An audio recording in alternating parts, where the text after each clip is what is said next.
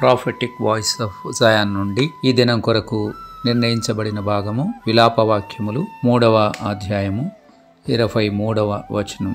అనుదినము నూతనముగా ఆయనకు వాత్సల్యత పుట్టుచున్నది, నీవెంతైనా నమ్మతగిన వాడవు. ఇర్మియా గారు రాసినట్టుగా చెప్పబడుతున్న విలాపవాక్యములలో ఈ మాట మన యొక్క జీవితాలకు ఎంతో నిరీక్షణ కలిగించేటువంటి మాటగా ఉంది. ఎందుకంటే భూమి మీద మనము జీవిస్తున్నటువంటి ఈ జీవితంలో అనేక రకాలైనటువంటి వస్తు సముదాయాలు కానీ లేక ఇల్లు కానివ్వండి, ఇవన్నీ కూడా నూతనపరచబడేటువంటి, రెన్యూ చేయబడేటువంటి, రెనోవేట్ చేయబడేటువంటి పరిస్థితులను మనం చూస్తూ ఉంటాం. వెహికల్ ఇన్సూరెన్స్ 1 year తర్వాత మనం రెన్యూ చేయించుకోవాలి.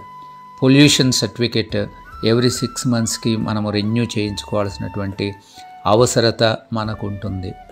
కానీ దేవుని యొక్క వాత్సల్యత మన పట్ల అది ఎడతెగక నిలుస్తుంది అన్న వాస్తవాన్ని విలాపవాక్యాలు 3వ అధ్యాయము 22వ వచనము ఆ మాట చెప్తుంది. అంతేకాదు దేవుని వాత్సల్యత ఎడతెగక ఉండటమే కాదు, అది ప్రతిదినము కూడా అది దేవునికి క్రొత్తగా ఆ వాత్సల్యత కలుగుతూ ఉంది.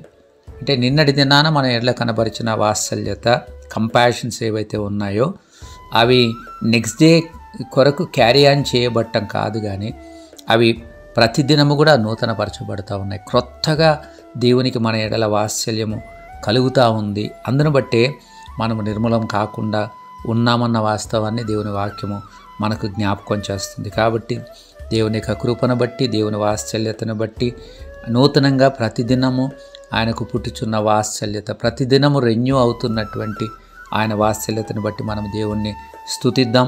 ఒక నమ్మకమైన దేవుణ్ణి మనం కలిగి ఉన్నామన్న వాస్తవాన్ని మనం ఎప్పుడు మర్చిపోకుండా ఆయనకు తగినటువంటి కృతజ్ఞతను, స్తుతిని తెలియపరచడం ద్వారా మన యొక్క థ్యాంక్స్ గివింగ్ని దేవునికి మనం తెలియజేద్దాం.